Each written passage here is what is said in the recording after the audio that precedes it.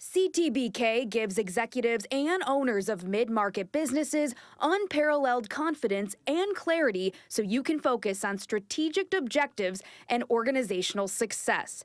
Their multidisciplinary advisors, accountants, and team members have a wealth of experience and are all available and responsive to each client to ensure the most effective advice, actions, and outcomes no matter the situation or complexity level. That experience base and one-team approach, combined with integrated and efficient way of operating, enable them to be truly proactive partners, doing the best thing for their client every time. Visit ctbk.com or call 716-630-2400 to learn how CTBK can work for you.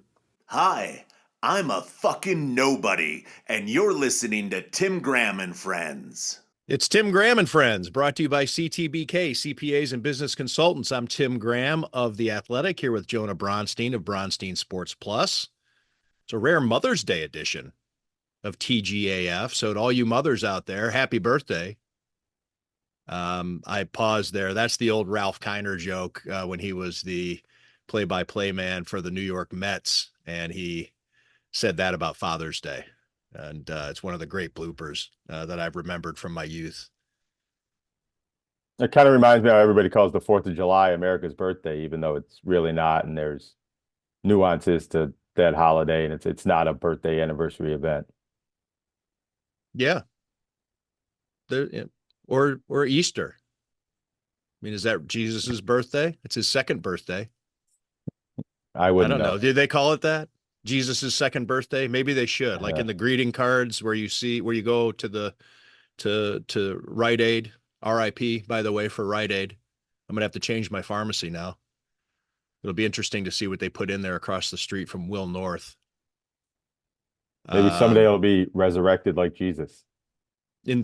Probably take a little longer than 3 days. Hey, speaking of resurrected, Boston Market just reopened. All the Boston markets that have been sitting idle, usually somebody comes and buys it. It turns into something else, a bank or another restaurant of some kind. They sat there long enough that they reopened. The Boston Market on Maple is now Boston Market again. They just started up. I was driving past it the other day, and there it was. You a Boston Market guy? I am a Boston Market guy, and there's some people in my family that will never let me forget that when I was about 12 or 13 years old on Yom Kippur, which is the highest holy holiday in the Jewish religion, and you're not supposed to eat all day long, I was granted permission to eat, and then we went to Boston Market, and I ordered the ham dinner, and I didn't understand why that was maybe not appropriate, and I got some uncles that are still laughing about that 30 years later. And how old were you? I was maybe 12 or 13, something like that. Not old really enough young, to know. But not, maybe I should have known. Was I bar mitzvah or not? Bar mitzvah or not? I don't know. Could have been right on the cusp of that. I think there's a Boston Market on Delaware out in your neck of the woods, isn't there? I walk by often. Yeah, it's overflowing with weeds right now and no activity. Desolate. No activity, but I think from what I read, it's not the one that's set to open, but wouldn't be surprised if eventually it does reopen. I do remember going there right before they closed. I walked in and they were like, no ham, no chicken, no beef. They had nothing left. It was closeout sale, and they pretty much had broccoli and Coca-Cola from the fountain. I'm excited about it. I like Boston Market quite a bit.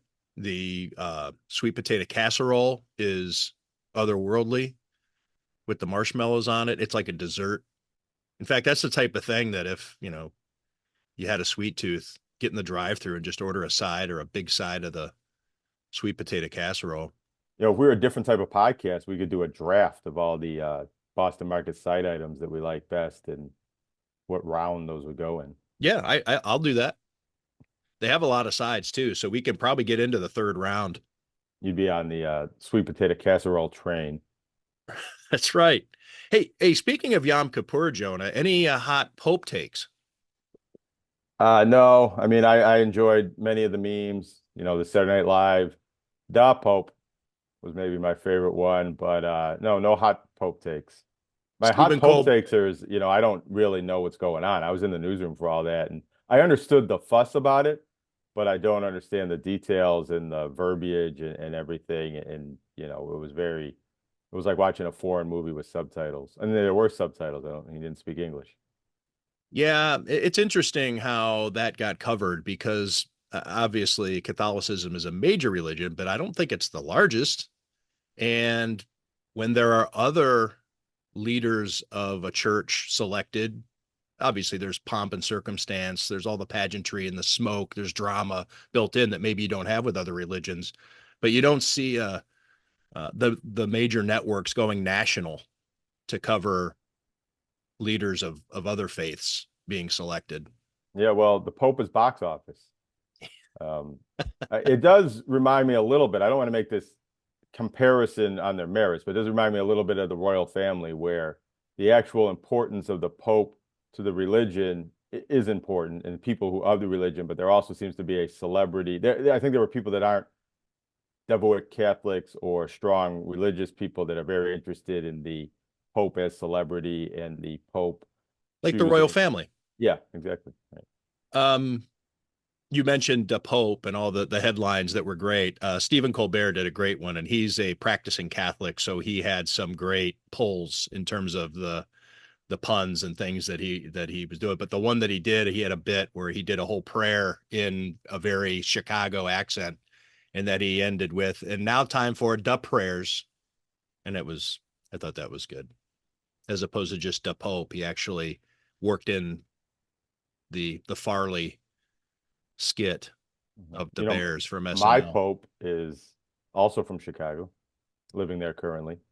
Who's that? Marv Levy. That's your Pope? Well, a good, nice Jewish boy from Chicago. That's true. That's true. He had, I think, I don't know what the word is, but a way with words, behind the pulpit. I think Marv Levy could have been a good Pope if that's what he decided to do. I wonder if Marv Levy can speak multiple languages. He seems like the type of person who could, but also did he have time to learn multiple languages? I mean, he's one of those so erudite that, but he's always was nonstop. I mean, did he have time to actually pick up a language? I mean, I could see Marv Levy also being able to play 6 different instruments.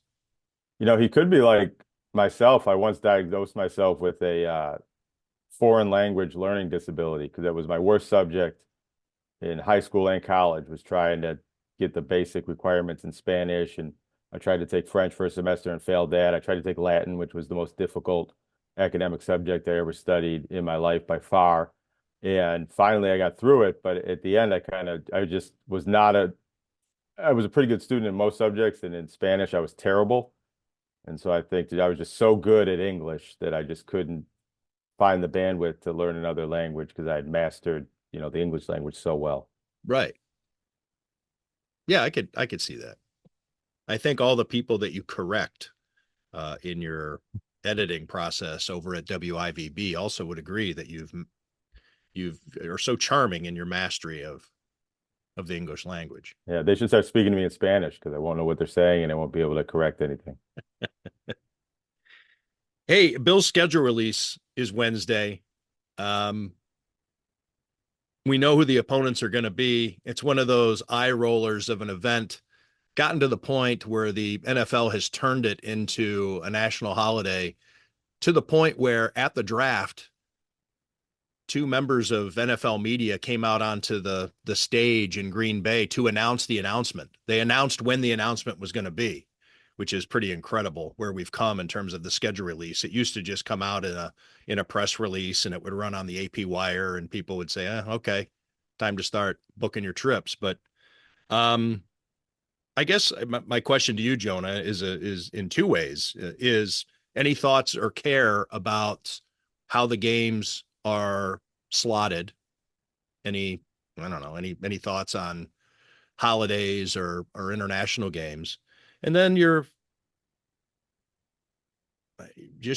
overall take on this as a thing, that it's become the media event.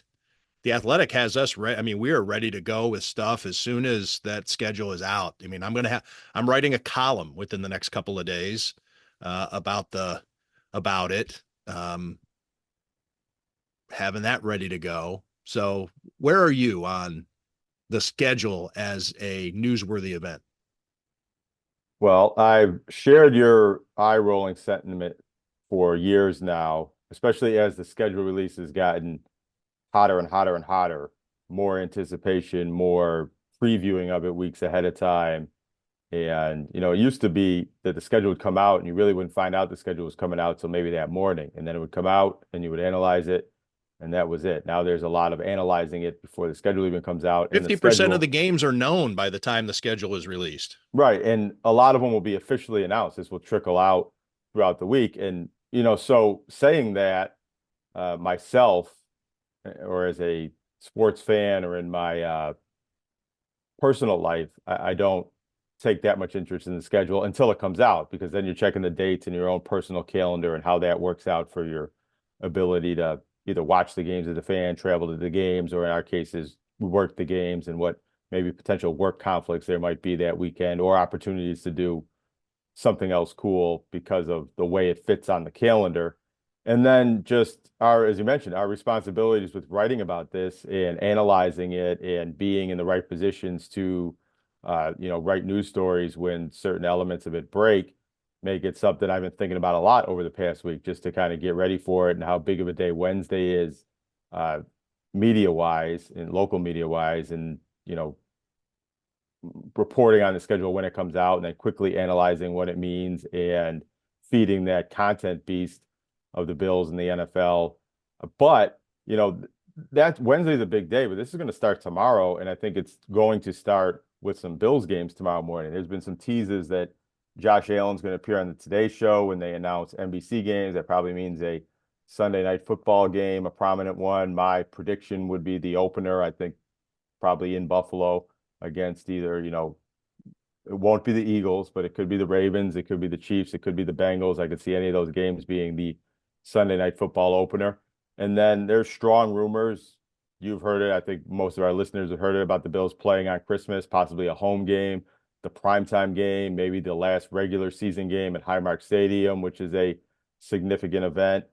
And that could get announced Monday, because if it is the primetime game on Christmas Day, that's an Amazon Prime game, and the Amazon Prime games are going to get announced on Monday, along with some Fox games that could include the Bills, but I would be not anticipate that as much happening Monday. ESPN and I believe international games coming on Tuesday. Maybe we can get your take on international games.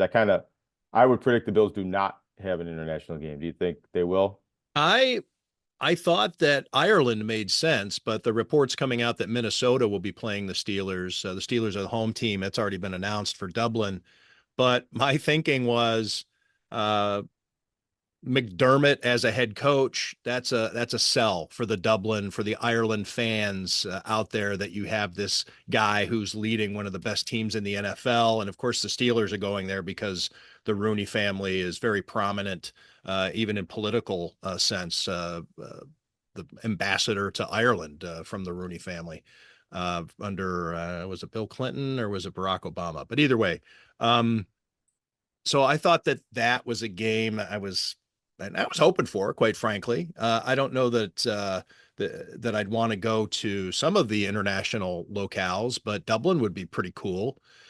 So for personal reasons, but it also seemed to make sense from a marketing standpoint. It seemed to slot in that a team led by Sean McDermott, and having A-list quarterback and all the things that would draw and drum up the interest there. It just seemed like a good match.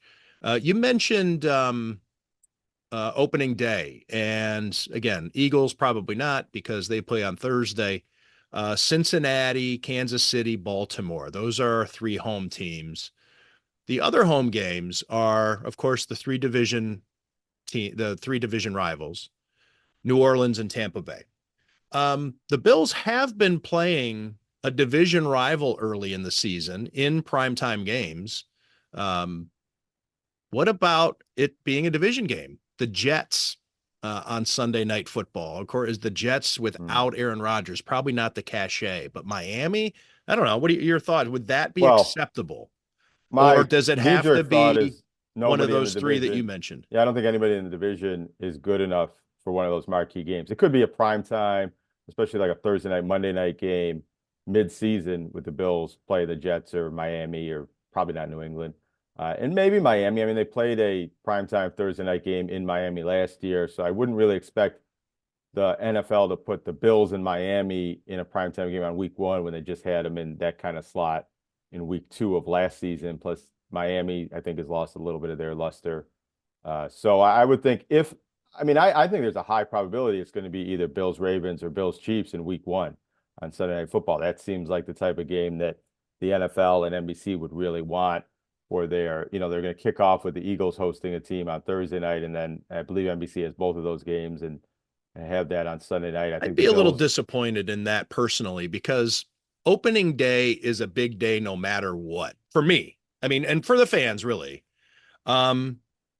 It's almost like spending 2 bullets on one day instead of, the idea of Kansas City in the middle of the season was always something pretty cool to look forward to from a competitive standpoint for learning about the Bills, like how good are they? And a week 1 matchup, a lot of times you still don't know what you got. I mean, the coaches don't know necessarily what they're working with for a month and a half into the season. I don't know. I would just that aspect of the football fan in me, not necessarily the journalist or the guy who covers the Bills, but I would rather have all the good games. I would rather just play a game on opening day. It's going to be exciting no matter who they're playing. Yeah, I can even if agree they're with playing you. the Patriots could be a good one. I mean, I'm not trying to speak it into existence, but Mike Vrabel, New Day in New England, there's some excitement there. Drake May, I don't know if the NFL would I go for mean, that. yeah, so I see some of your points here. If you or I were making the schedule, we're talking about how we would best like to see the schedule. But looking at the from the NFL's perspective, Right. and the people who do make the schedule, I mean, the Bills are A-list. The Patriots are not an A-list team right now. It's not going to be Bills Patriots in week 1. It could be Bills Patriots in prime time on a Thursday mid-season, perhaps. But it's not going to be Bills Patriots in week 1. And Bills Chiefs has been on CBS, I think, every year, if not almost every year for the past several years. And I think NBC is probably very eager to have an opportunity to broadcast that game if they can. CBS has some abilities to protect certain matchups, but I don't know if year to year you can hoard maybe the best game of the season every single year for that 425 window that it's done very well in. Or it's been Sunday night before. Actually, I'm wrong about that. The Bills have played Sunday night games at home against the Chiefs in midseason. But I don't know. I see that, but I could see the Ravens being a rematch of that game that they just had at the end of this. I guess the Bills and Chiefs just played too, but back in Buffalo, won't be snowing this time. But Lamar Jackson potential redemption story, a Mark Andrews redemption story, or the Bills opener is always a high energy event. It's often the past years, the home opener, been a game against a somewhat weaker opponent, a team coming from the West Coast, and the Bills have been able to dominate that game, but a high stakes home opener that the Bills could potentially lose, or it's going to be a very close game. The MVP showdown that Josh Allen and Lamar Jackson had in the postseason last year starts again in a game that actually counts for MVP voting, if you will. That makes a lot of sense, I believe. I would say that the Bills' cachet heading into this season is only slightly bigger than last year. Yes, they have the reigning MVP, so that's why I think it's slightly better. I still think Josh Allen's star has always been pretty damn big. Now, yes, he's marrying the motion picture starlet who's got the big box office smash right now. So maybe that plays into it a little bit also. But the Bills opened at home at 1:00 last year against Arizona, and then played on Thursday night at Miami. And this is just me going for the record here, down. So in case you're wondering, then they were home against Jacksonville on Monday Night Football in week 3. Week 4, it was Sunday night at Baltimore. So that's back-to-back primetime games. At Houston, week 5. And then week 6 was Monday Night Football against the Jets. So, and then from then on, it was nothing but Sunday games. It was great for not only for us, we love Sunday games as writers, But it was also great for the Bills. And I even did a story on it, getting into that rhythm of playing every Sunday. So that way your practices are the same every day of the week. And you're doing your install on the same day of the week, and your rest and relaxation on the same day of the week, and the travel and all the walkthroughs, and I'm going out of order, but all those things.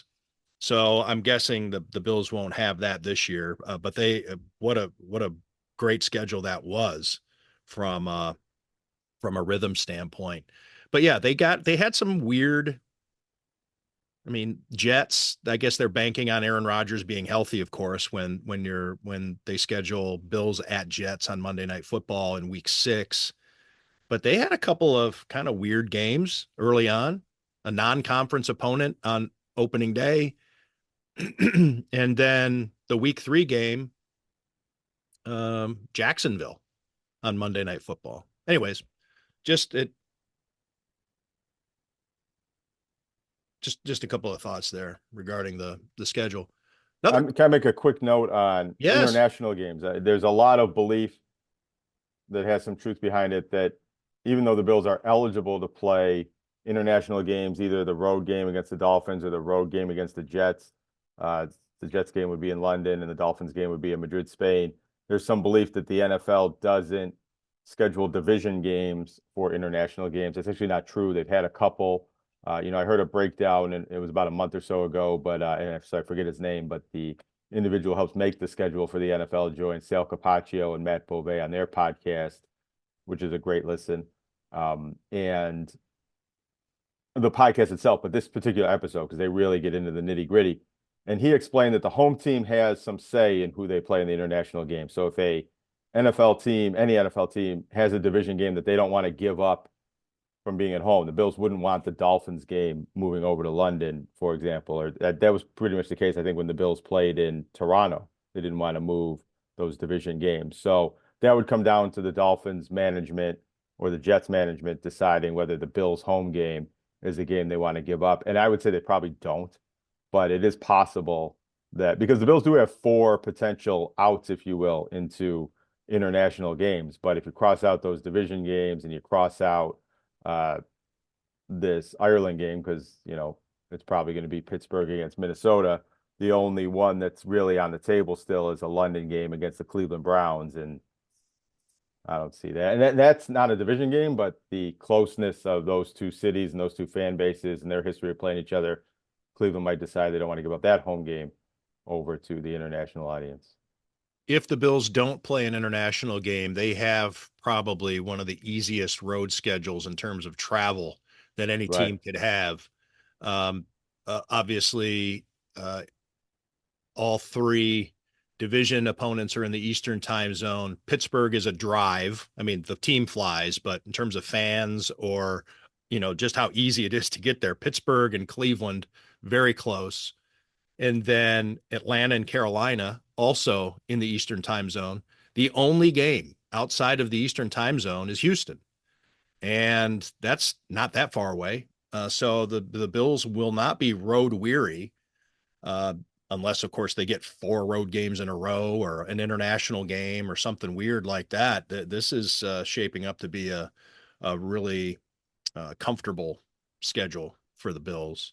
Yeah, I'm sure the Bills wish they did not get an international game this year. I think they're willing to play those games when the NFL comes calling, especially when it's not so frequent.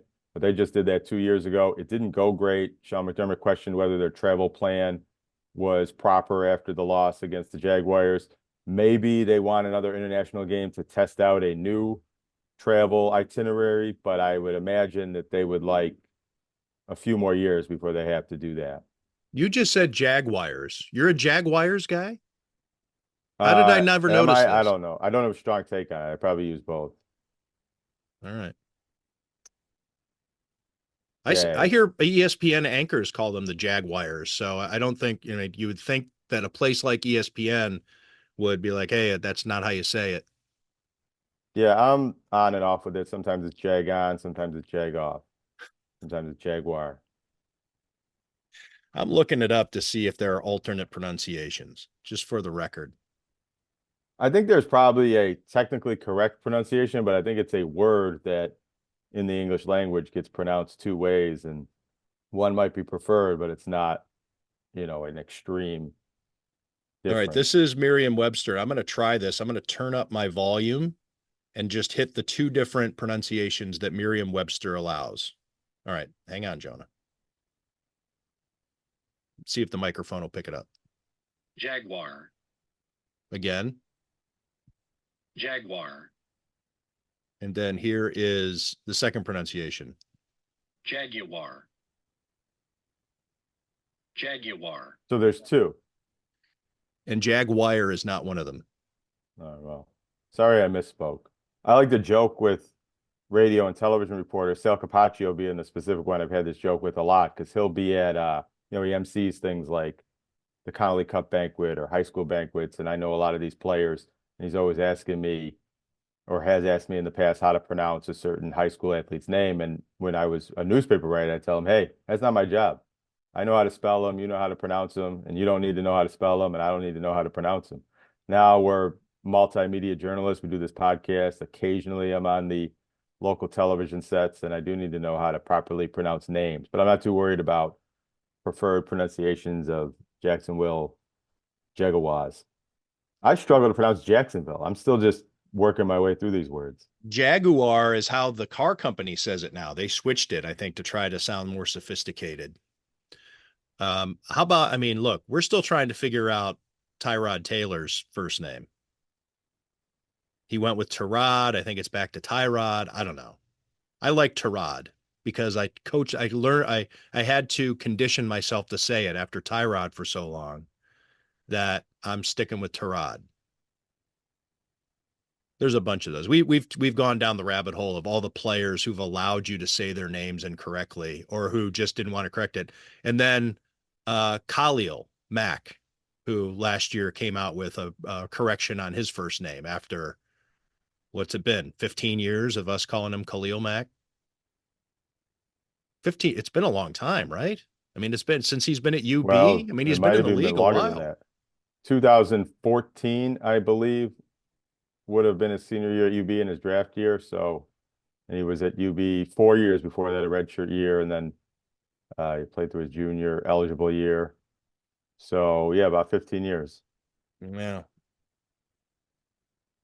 Khalil Mack, 2014. So he would have been 2013 as a senior. 2014 is draft year, 5th overall pick with the Oakland Raiders. Khalil.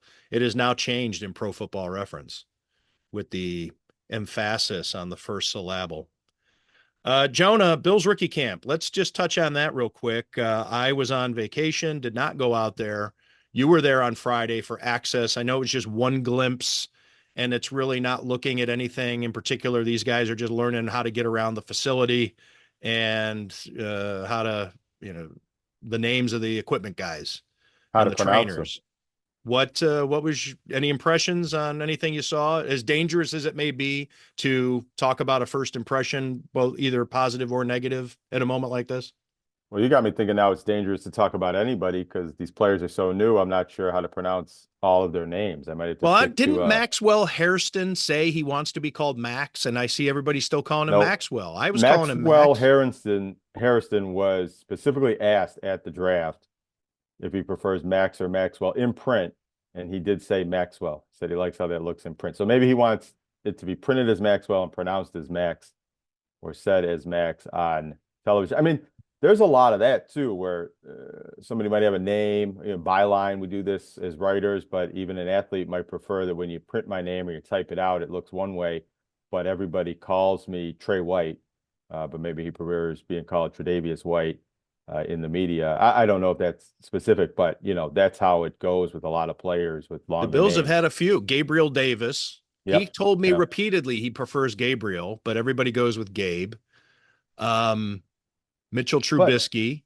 But there are plenty of people in the world that, are, for example, named Michael and go by Mike, but get called interchangeably Michael or Mike. So I don't think it's an extreme situation. If you're using a abbreviated version of a name and a player asks you not to, then you respect that. But a lot of people Gregory have... Rousseau. How about this? I brought this up in the press box during the season. that Snapdragon Apple company that Eric Wood and Gregory Rousseau have been pitchman for the Bills broadcasts, the official Apple of the Buffalo Bills. I mean, for crying out loud. He calls himself, he says, "Hi, this is Gregory Rousseau." He even said, I mean, and he says it, it's coming out of his mouth. So what is it? Is he telling us that we've been saying it? But we asked him on the day he was drafted about that. In fact, I do that a lot. And usually what'll happen is they'll say, "I don't care," right? That's 9 times out of 10. That's the response you'll get, because they don't want to be a problem. They want to be low maintenance, and they're trying to make a good first impression. And that's when I always say, no, this is your name. Like, let's get it right. How do you want it? And it was Gregory Rousseau. And now he's Greg Russo. Anyways, crazier than hell. Well, we don't have Rick Generette around anymore to just tell us how all these names are pronounced, and we all follow his lead. That's right. All right, rookie camp. Well, as you mentioned, rookie camp is the first opportunity to see these rookies in pads and helmets and doing football type activities. And there's some excitement to that. It's good video for television. There's some good sound with the players that do talk afterwards. I don't think you learn a lot football wise, and I think it's foolish to try to learn a lot football wise from watching this one practice. I believe they have 3 practices at the rookie mini camp. As the media, we get to watch one. They also have meetings and different things like that. So the Bills evaluating these players and maybe determining the one trial player they're going to sign, and getting a good look at the UDFAs and a closer look at the draft picks, even though I think they know a lot about them and what they want to do with them as at least rookie players. But the draft picks always look the best. The big guys look the biggest. The fast guys look the fastest. The high round picks look the most talented, and they should. It's bad sign if they don't. And the tryout guys tend to sometimes look like they don't belong there, or they're really just there to fill bodies or fill roles so they can have a full practice. And sometimes you see some intriguing things from the undrafted free agents. You see that they look the part. They're big, they're fast, they catch your eye in a drill here or there, but it's the first practice, it's the first day. They're going against a lot of rookie camp invite players that won't be in the NFL ever. And then about half of the guys that are signed with the Bills right now will be cut and won't last with the Bills. And most of the draft picks will be on the team for a year or two or beyond. But until you see them practicing against NFL veterans and see them day after day and how they look there, that's when you can really start making some evaluations about how ready they are to play as rookies and maybe what they will be. And, you could even see a rookie player doing something at this rookie camp that he never does again, a type of, not really out of position, but a type of route or technique or trying something out in that case. And the Bills either don't like what they see, or they're just deep at that spot, and that player does something totally different. I mean, I do believe Joe Andreessen was probably playing outside linebacker at the rookie mini camp last year and did well enough that the Bills decided to extend him a contract, and then he ends up being a Mike linebacker throughout his rookie season. Who did the Bills have there throwing the ball? Well, actually, there's an interesting story about that. I could look it up and tell you the names. I don't remember, but there was a quarterback that we wanted to see, or at least I wanted to see it. I knew a few others, and he signed with the Packers before the rookie camp because he had such a good rookie camp with the Packers the week before. Taylor Elgersma, who won the Canadian Heisman, the Heck Creighton Trophy. I'm probably mispronouncing that last name. And he threw the ball at UB's Pro Day, and he was tremendous. He looked like a guy that if you were at that Pro Day, you'd think, hey, my favorite NFL team should draft this guy. He looked great. And he won the Canadian Heisman for whatever that's worth. And the Bills extended him a rookie camp invite. He was supposed to be at that rookie camp and probably would have been the best looking quarterback on the field there. But he did so well the week before with the Packers that he got signed. Yeah, the Bills they have enough quarterbacks, although I did write a story heading into the draft that it could be wise to draft a developmental quarterback in the mid to late rounds if the value is there. The Bills do have behind Josh Allen, Mitchell Trubisky, Mike White and Shane Buechele. So they have 4. But look, Buechele, White, Trubisky, they're deep into their careers. We know what we're going to get out of them. And if you're going to bring in a developmental quarterback to, I'm not saying to supplant Josh Allen someday, but to win you some games, to become to become an asset that can be perhaps traded. The Bills don't really have that on their roster right now. And it's, I think, something that the Bills are mindful of. And my sources there, whom I spoke to, say that that's something that they're interested in. But I mean, not at the expense of a player that's going to get on the field or somebody that they needed to draft. It had to be like somebody who was really, like had a better grade than where they were on the board on day 3 type thing. Well, let me ask you this. We Yeah. can do this exercise right now at while we're recording this about 4:45. By the time this gets produced and people download and listen, the Bills might have already made a transaction, signed a player, and we already know who that is. But just for funsies here before that happens, what position do you think the Bills kind of need to add one more body at, or if they're filling out that 90th roster spot right now, what position do you think that is? Well, I think that from an economy standpoint, the best value that you probably get, and I don't have the breakdown of positions in front of me, is to see what they would need numbers wise. But a player that you sign here that could actually make the roster or be a part of the organization, even on the practice squad, you're probably looking at linebacker, running back, or offensive line depth, right? But it's going to have to take, I mean, if you're seeing somebody in a tryout, are you going to see something out of an offensive lineman that a scout hasn't caught already, to where you weren't drafted or signed as an undrafted rookie already? I mean, quarterbacks, I get that. There's you want to take a look, you take a look, you roll the dice a little bit. Especially somebody coming out of Canada, like you mentioned, maybe you didn't get to see enough tape or see him in a certain setting. I don't know. I mean, I'm just kind of going off the top of my head, but linebackers, when it comes to special teams, you can, hey, you take a look at linebacker. Joe Andreessen is the obvious example, but take a look at linebackers across the NFL. There's a ton who were drafted late who become starters or game by game contributors, good backups.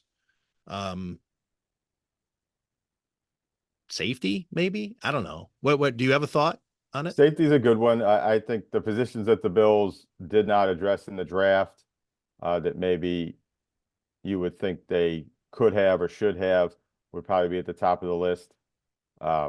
Linebacker, I think, is their thinnest position right now, and also a position that I thought they would use a draft pick on, and they did not. And the undrafted free agent they signed, who's a linebacker, is a bit of a safety linebacker hybrid, big nickel, although the Bills mine linebackers out of those type of players. They added Gable often. Steveson last year as a defensive lineman.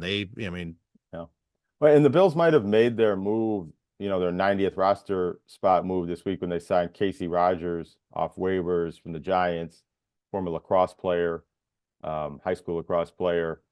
So I would have said linebacker. I mean, Matt Jaworski, the local from Lackawanna, who was Patriot League Player of the Year, Defensive Player of the Year at Fordham, and was at the Bills camp. He's more of an edge rusher, I guess a defensive end in the Bills system, but he could be a linebacker in a different type of system.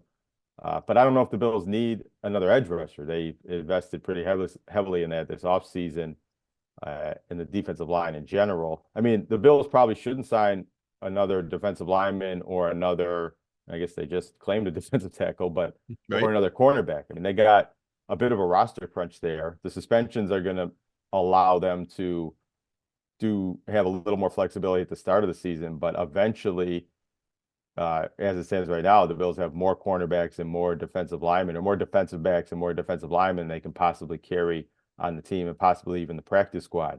So they don't really need bodies at either of those spots. So linebacker in the middle of the defense at second level is probably where they need a body.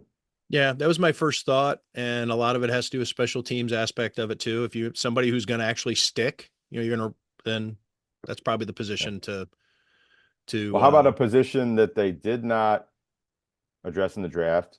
I don't think they signed anybody here. I don't think the Bills have any threat to Tyler Bass on the roster. Yeah, that's I would like to see somebody come in and push him, much like last year. I think that we were talking about Tyler Bass's sharpness or lack thereof at the beginning of the season last year, and I think some of that maybe had to do with a lack of competition. Brandon Beane is always talking about how competition is what makes you better. And Tyler Bass and Reed Ferguson were the only two people on the entire roster last year in training camp who didn't have competition. I don't think Reed Ferguson warrants it, but I think Tyler Bass does. Moving over to the Sabres, Jonah, Eric Stahl was named the Dwight Schrute of the Buffalo Sabres, special assistant to the general manager. And Brian Gallivan is the new strength I don't know what exactly they call it, but for lack of a better, for the specific, in general, he's the strength and conditioning coach, replacing Ed Gannon and TJ Allaire. So, Lindy Ruff had expressed concerns over conditioning throughout the season. And then again, in the postseason news conference. So a change made there. Same with the Bills. The Bills weren't happy with their strength and conditioning program. So they made a change, as do the Sabres. More changes expected to come. Elliot Friedman has reported that the Sabres are looking at a senior advisor with general management experience to come in and help Kevin Adams. It's interesting to see how this goes. It's something that the Sabres considered when Kevin Adams first got the job. They spoke with Doug McClain, who is very close with Lindy Ruff, but at the time, Lindy Ruff wasn't with the organization. Lindy Ruff is now. But Doug McClain, having been the head coach of the Florida Panthers when Lindy Ruff was the assistant, when they went to the Stanley Cup final 27 years ago, Kevin Adams just decided he didn't want a senior advisor, that he didn't think it was necessary, and decided he wanted to go it alone. I look at this Eric Stahl decision, and we have yet to see again who the assistant or who the senior advisor is going to be. But the Eric Stahl move, these are moves that do get made. A former captain with a long NHL career, we see them all over the place in front offices, including as general managers. Daniel Briere in Philadelphia, Chris Drury with the Rangers, Vinny LeCavalier, and, there's just tons and tons of Steve Yzerman, guys who play and then become general managers. And they have to start somewhere. But it's just interesting. Eric Stahl, big headline last week. The Sabres put out a press release. Here comes Eric Stahl. And interesting that the picture that they used, it looks like he just got out of the shower. I mean, they could have maybe gotten something a little more professional, but they just used his headshot from when he played for the Sabres. Looks like he just came off the street. He has no experience, and he's not a threat to Kevin Adams. Of course, Kevin Adams doesn't want that. I don't know. Where do you think the Sabres need to further their front office moves? Well, you mentioned his team photo, and the fact that he doesn't have a professional headshot as a NHL executive or as a retired hockey player yet kind of shows you how new he is at this role. And great player, captain in the league. Under normal circumstances or almost any other circumstance, this would be a plus addition for the Sabres and could be a plus addition for the Sabres.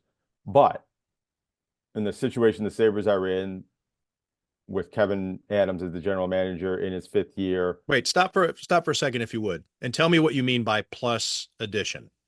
Well, just a good hockey mind, and also a good hockey name. I mean, not that this matters so much with assistant to the general manager, but it looks good that the Sabres brought in a known player to the organization, and the players are going to respect him if he has things to say.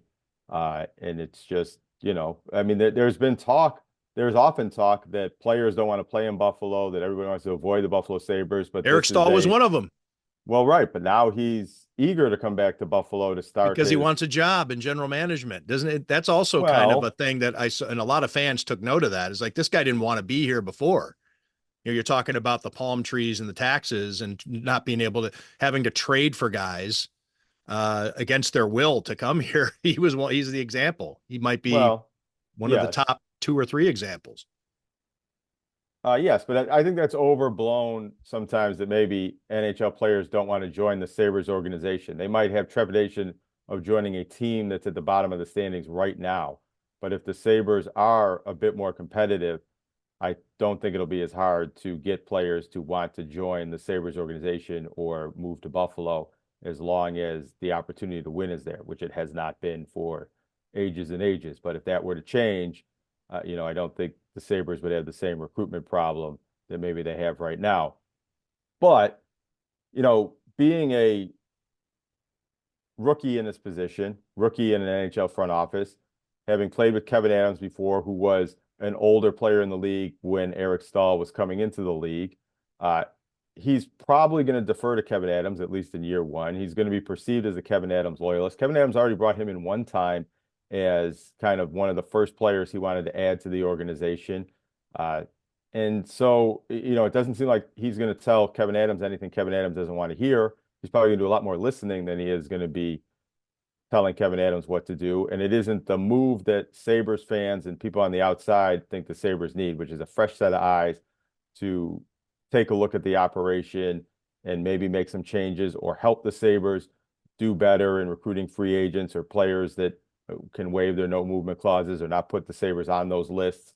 And this is not the type of front office addition that's going to add any of that. Perhaps Eric Stahl might be able to convince somebody he played with formerly to take a better look at the Sabres, but I don't know. That seems to be, a bit fantastical to think that's going to be the effect on the current offseason. Maybe down the line, something like that were to happen. But and his titles, special assistant to general manager, pretty much implies he's just be working with Kevin Adams, not necessarily having a strong role and a lot of independence on the Sabres front office. Maybe he will, but it just doesn't seem that way, especially at the start. And maybe this senior advisor will have more power, more ability to make some changes or recommend some changes or help Kevin Adams close some gaps, some experience gaps that the Sabres have been lacking in their front office. I mean, they needed experienced general managers. So hiring somebody that's in his first year of post-hockey player, and I guess he's been not a hockey player for a year, but first year as a hockey executive is not adding experience to the Sabres front office. The optics are a little awkward, and that's something that the organization has had trouble with for several years. But to make this announcement, I think that the announcement would have come off a lot better if it was done jointly with whoever the senior advisor is going to be, or afterwards. Or maybe there won't be a senior advisor. Maybe that's a report that fizzles. I mean, sometimes that's what's true last week is not true next week. But it just seems that it was a headline and sent out on social media as a big announcement, as a big development, I think makes people as fans, and the reaction bears it out based on the feedback I got and the feedback that I saw is like, what the hell? I mean, come on. Like you have to be able to anticipate how fans are just going to not crap on something. And the ability to maybe put this out as a package of, yes, Eric Stahl's coming in here as a plus hire, as a feather in the nest type thing, as opposed to, hey, take a look at, we're doing stuff. We hired Eric Stahl, who has no experience. And in this photo, it looks like we just, brought him in off the street. Well, the other element of the optics of this is that Sabres fans and alumni players and people in the Sabres multiverse have long desired the Sabres to bring in former Sabres stars in these roles. And these players that's a great point. Have gotten those jobs elsewhere in the league. And there's been a lack of that, especially under Kevin Adams over the last few years. And now instead of that, we're getting a former Kevin Adams teammate instead of a former beloved Sabre. Right. And that goes back to my original point about a threat. Like, this guy's not a threat to Kevin Adams. Would Michael Pekka have been a threat? Daniel Briere, Chris Drury, all these different guys. Would Brian Campbell be a threat? Would Thomas Vanek be a threat?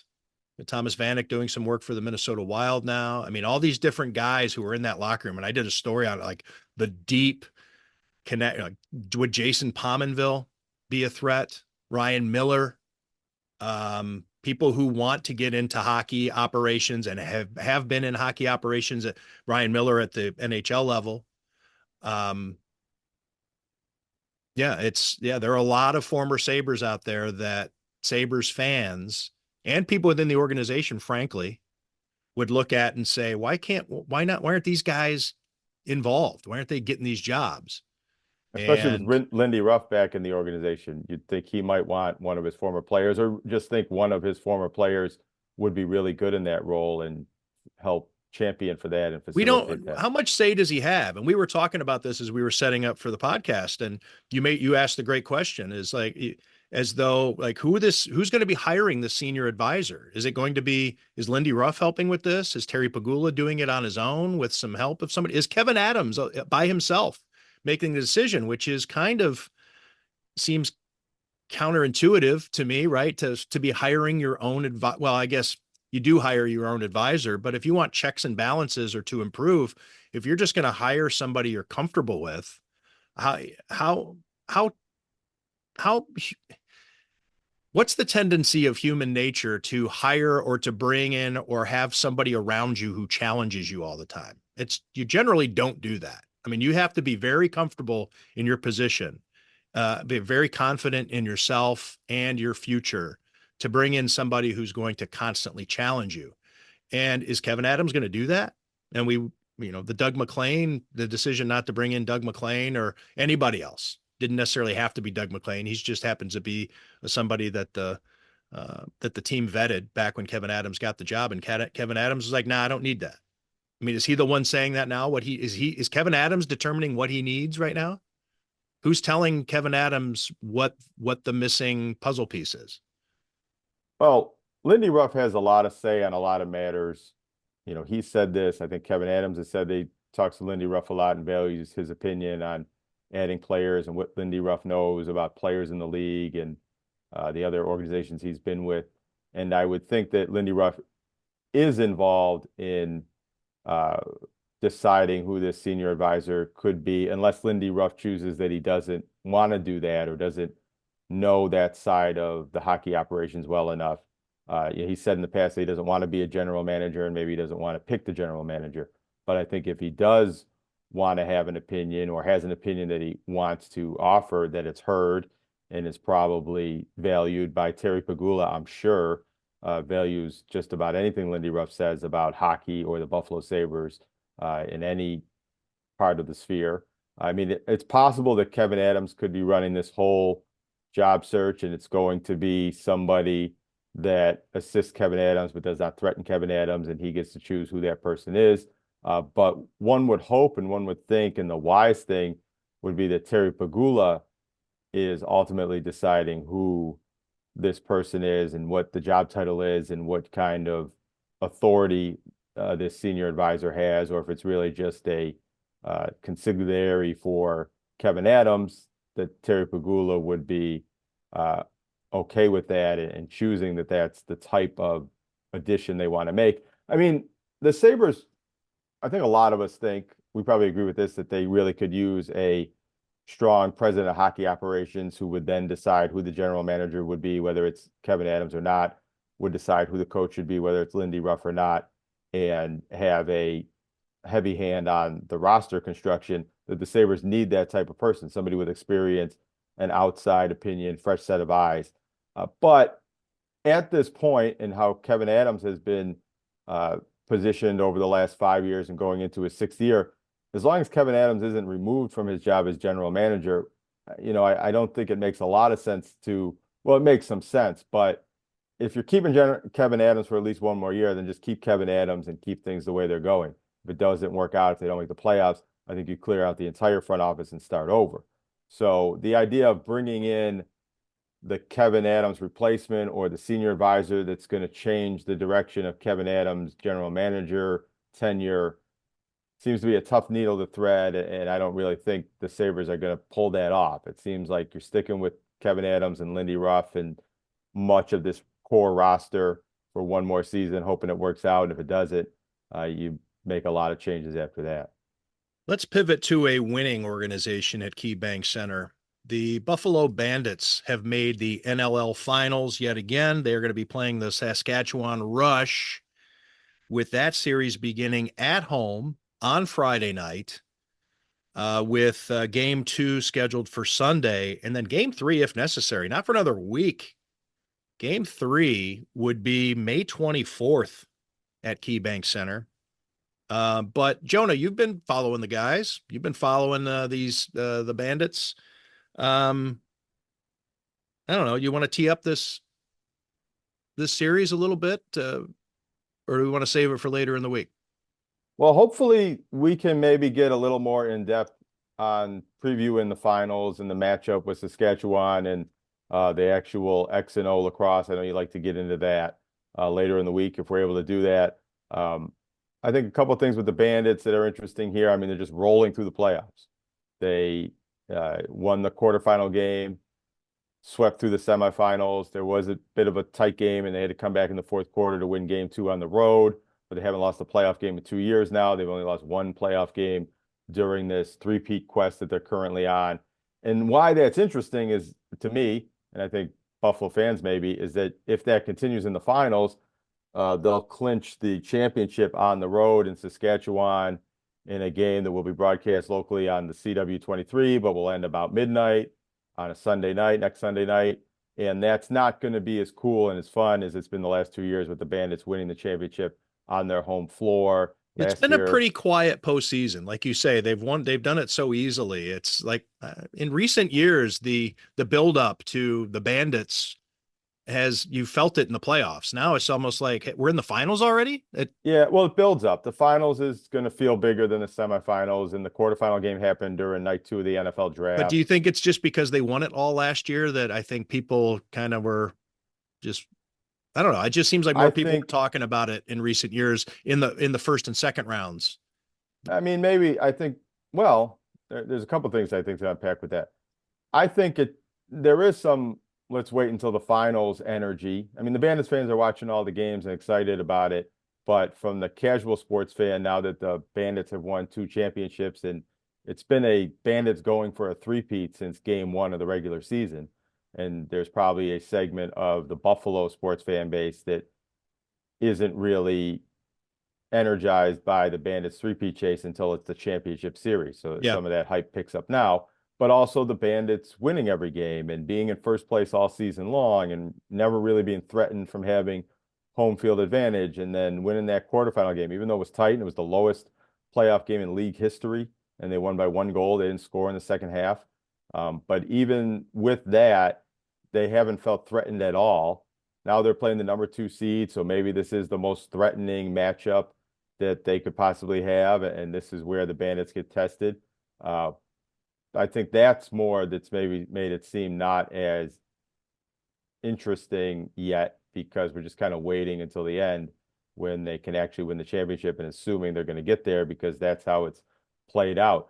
However, I think Bandits fandom is stronger than ever and is built up over the course of this three-peat, and people catching on. The games being broadcast locally on television has played a part in that. People can watch the Bandits in ways they really, or not that they never could, but haven't been able to since Empire Sports went away.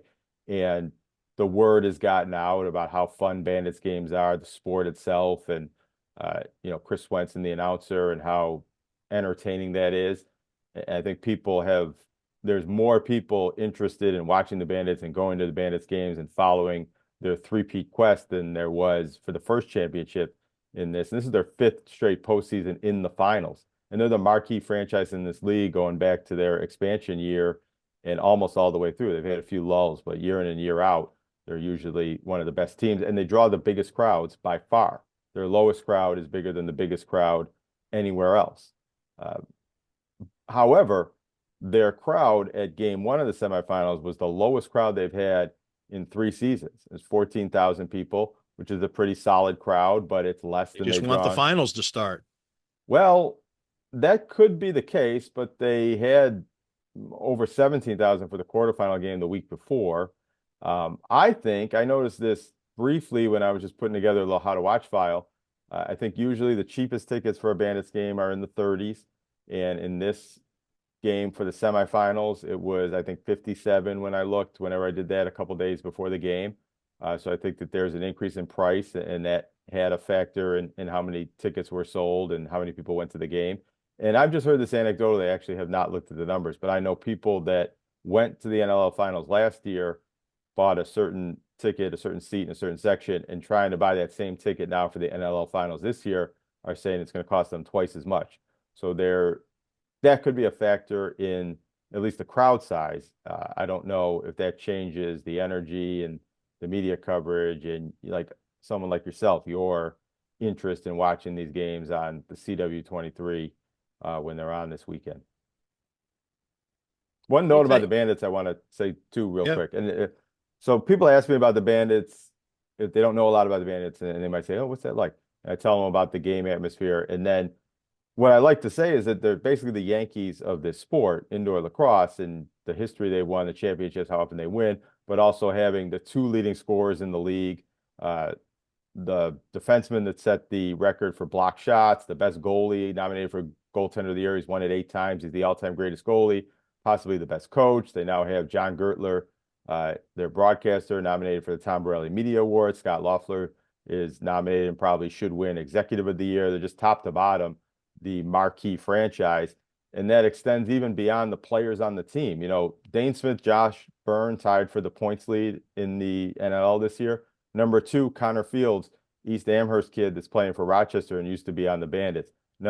Tied for number 3 with Connor Field, Joe Resiteritz, Hamburg kid, used to play for the Bandits. Now, what team is he on? Is he on Albany? I should know that, but it's like, it's the mecca right now of indoor lacrosse, which really is a Canadian sport, and Southern Ontario has a strong fan base, but just the crowds that the Bandits draw, how good the Bandits are, and the local players elsewhere in the league that are star players and former Bandits that are star players.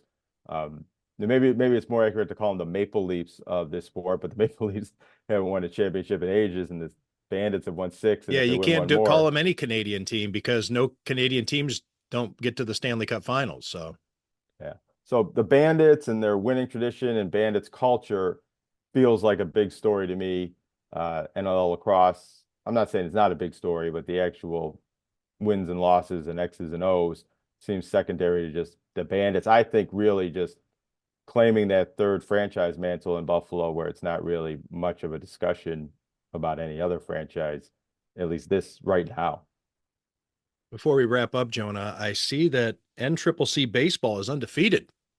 Yeah, maybe we could call them the 4th franchise. Well, SUNY Niagara, Thunderwolves baseball, our former friends from the Thunderwolves hotline when we were on the radio, are undefeated, number 2 in the country.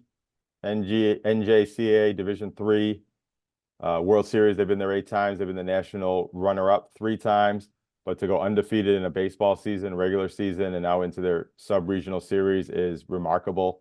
And legit national title contenders, 6-7 players, most of them West New York locals that are going to Division I colleges next year. A pitcher, Matt Barr, who's probably going to get drafted this summer, coming out of Cheektowaga and, you know, having a star season for SUNY Niagara. Them being undefeated reminds me of a few years back, friend of the show, Nate Butel, his women's basketball team had an undefeated season there. They were going to go to the Nationals, and the coronavirus pandemic stopped them from doing that. So they finished the season undefeated, and they were undefeated coming out of regional play. And I wrote what I felt was one of my favorite leads. They finished 31-0 or whatever it is when they cut down the regional nets on their home floor. And at the time, you know, LeVar Ball was prominent in our popular culture, and NCCC, Niagara County Community College, which many people refer to as N-Trip. And so the lead was N-Trip, where the N stands for never lost. And I wish I could have revived that this week when I wrote about the Thunderwolves undefeated baseball team, but they are sensitive and really wish to be called SUNY Niagara and hammer home that branding. And you don't even want to call them Niagara County Community College anymore, or use that NCCC abbreviation and the N-Trip nickname. which I got from Doug Smith, who was an old baseball historian, scribe, columnist for the Niagara Gazette. And I like the way he used that. But all that to say, so the Niagara Thunderwolves, don't call them NCCC, don't call them N-Trip. We can't do that anymore.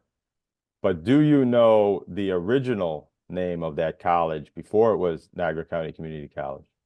Or could you guess what that might have been? What town is it in?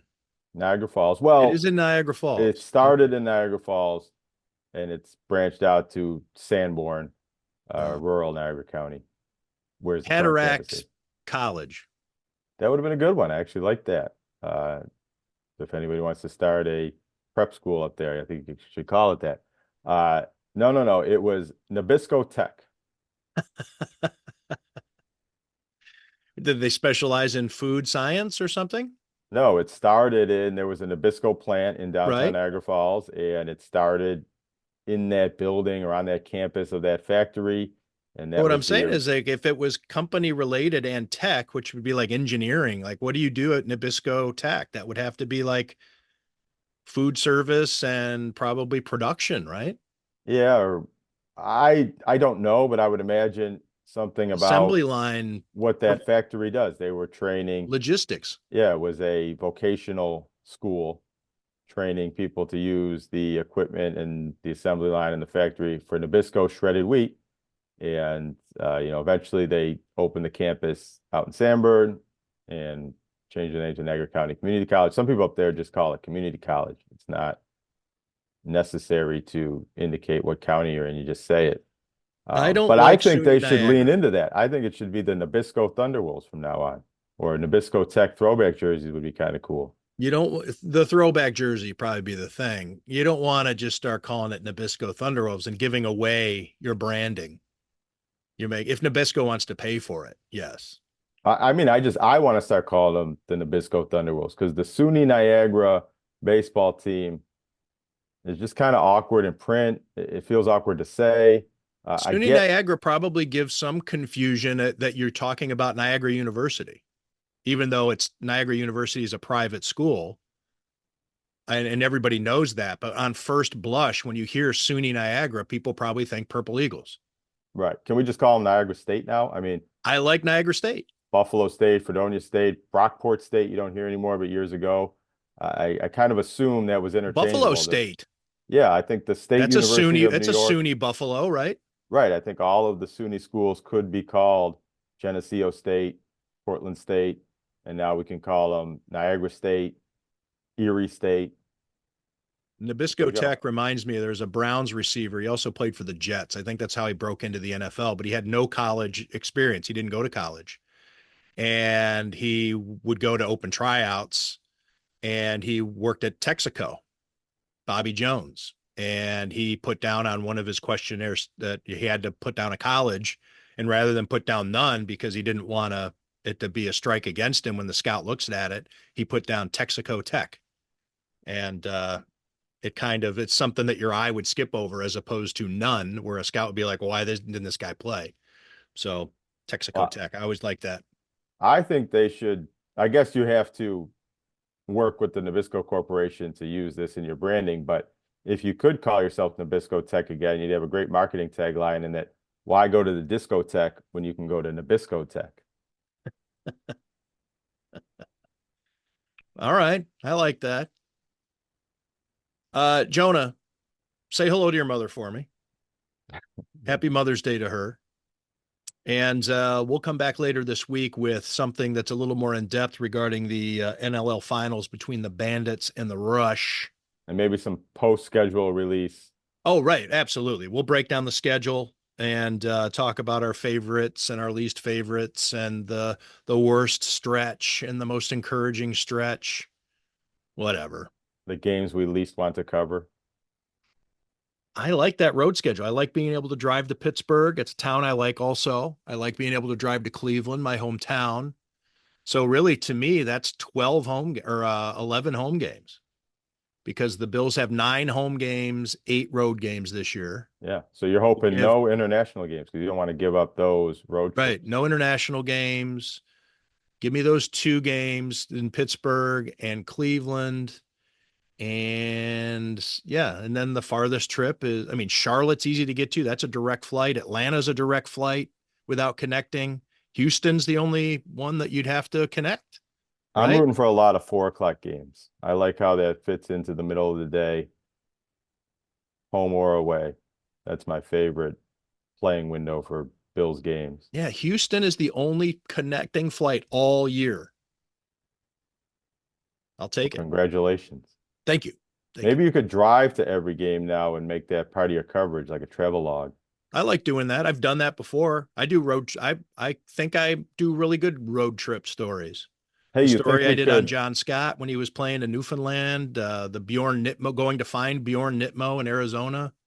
we could the- probably figure out a way to work your phone to record a podcast live from the road trip. Sure. Either maybe we're both in the car or maybe you're in the car and I'm back here and we could talk through a TGAF with TGAF on the road. Okay, let's do that. Can't Charlotte. do that if Well, you're let's on an let's international make flight, let's though. do that. Let's have the schedule come out first. All right, Jonah. Thanks for this. Have a great weekend, and thanks to everybody out there for listening/watching to Tim Graham and Friends, brought to you by CTBK CPAs and Business Consultants. The financial needs of a business go beyond tax and attest services. That's why CTBK goes beyond accounting services and offers outsourced solutions through their affiliation with CFO Solutions Plus. These additional services allow clients to focus on their operational and long-term strategic goals. Trust CTBK's outsourced solutions to provide cost-effective, value-added financial services tailored to your company's needs. Call CTBK at 716-630-2400. Again, 716-630-2400. Or go to ctbk.com to learn more about CTBK's outsourced solutions.